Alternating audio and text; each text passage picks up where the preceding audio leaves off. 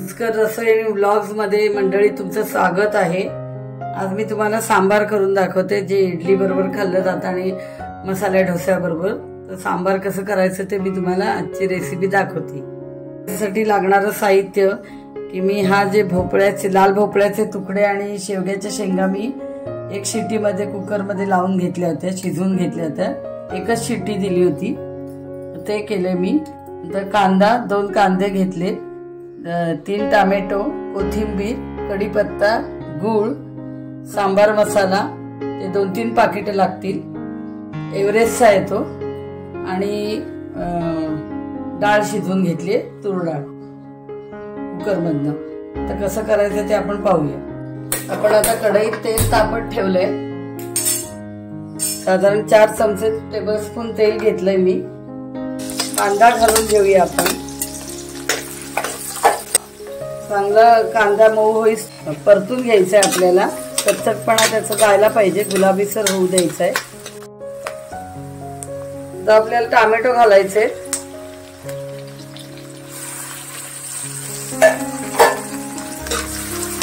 थोडा कढीपत्ता, थोडी हळद, 1 चमचा तिखट,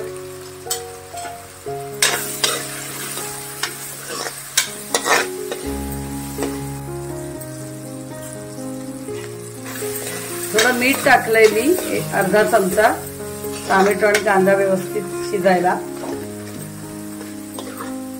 चांगला मऊ होऊ दे कांदा आणि टोमॅटो। आता मी ह्या स्टेपला लाल भोपळा टाकते, तर शेवगा आणि लाल भोपळा घालते मी।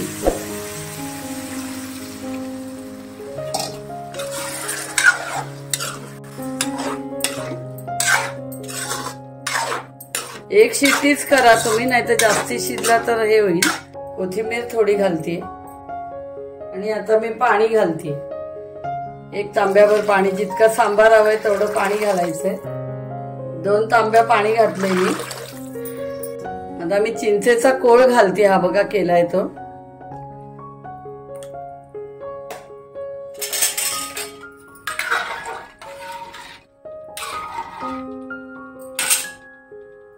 त्यानंतर गूळ घालते, हा बघा। चवीप्रमाणे गूळ घालायचे, आंबट गोड थोडं लागले पाहिजे सांबार। एव्हरेस्ट मसाला घालते मी आता, सांबार मसाला घालते मी।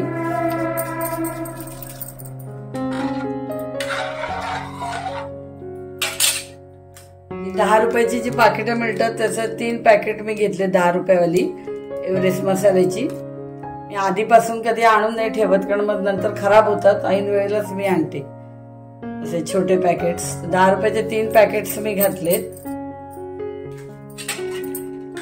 1 चमचा मीठ घातलं, हे सर्व साहित्य घातलेलं याच्यामध्ये। आता हे उकळून द्यायचंय, आणि त्याच्यानंतर मग ते आपण तूर डाळीचं वरण घालायचं याच्यामध्ये।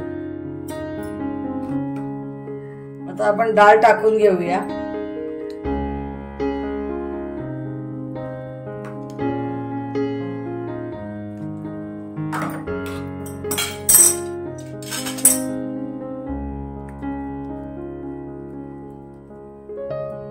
हे वरण घोटून घ्यायचंय चांगलं तूर डाळीचं, मग घालायचंय। रंग बघा किती चांगला आलाय तो।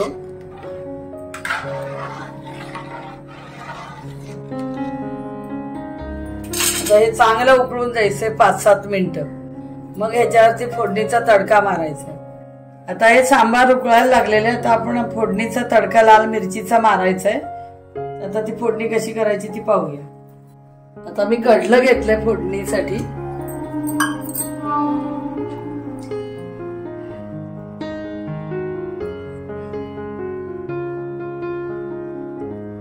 तीन चमचे तेल घेतलंय, टेबलस्पून। मोहरी घालून घेऊया,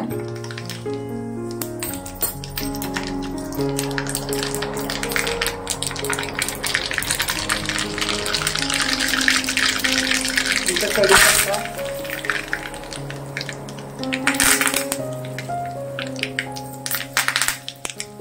मिरची, लाल मिरची,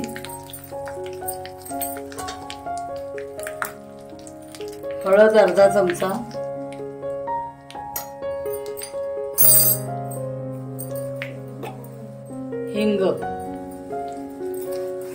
हिंग अर्धा चमचा घातले,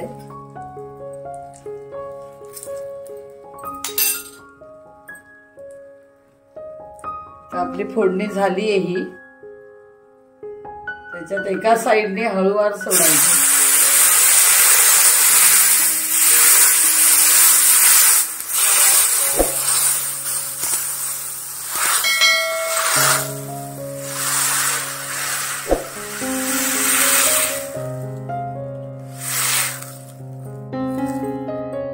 शेवटी सांबारची चव घेऊन बघायची की मसाला बरोबर झालाय की नाही, मीठ, चिंचेचा आंबट गोडपणा आलाय की नाही, अशी लास्ट टेस्ट घेऊन बघायची. आणि मग काय कमी असेल त्याप्रमाणे घालायचं. मीठ कमी वाटलं तर, मसाला कमी वाटलं तर मग घालायचा.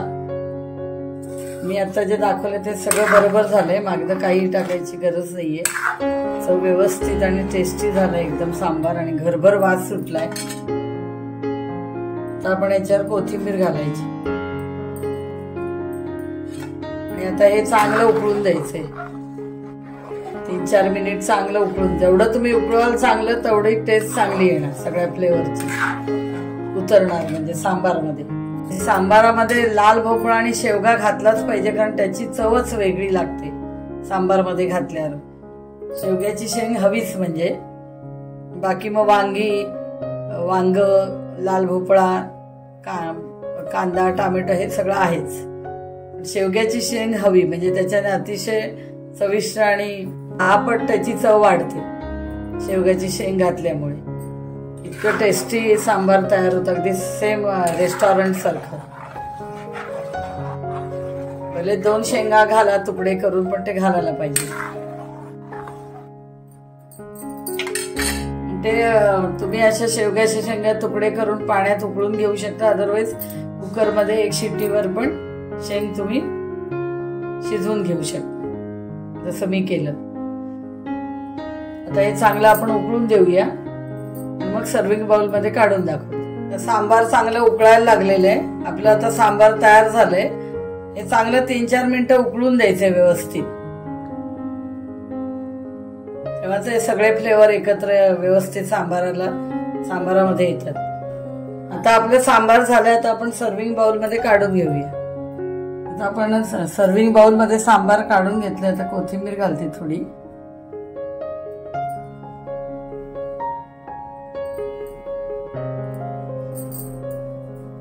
अशा प्रकारे सांबार कसं बनवायचं मी तुम्हाला दाखवलंय. इडली बरोबर, मसाला डोसा, उत्तप्पा ह्याच्याबरोबर हे सांबार खाल्लं जातं. तर मी दाखवल्याप्रमाणे तुम्ही करून बघा आणि माझ्या रेसिपीला लाईक, शेअर आणि सबस्क्राईब करा आणि सपोर्ट करा आणि कॉमेंट्स करा. थँक्यू.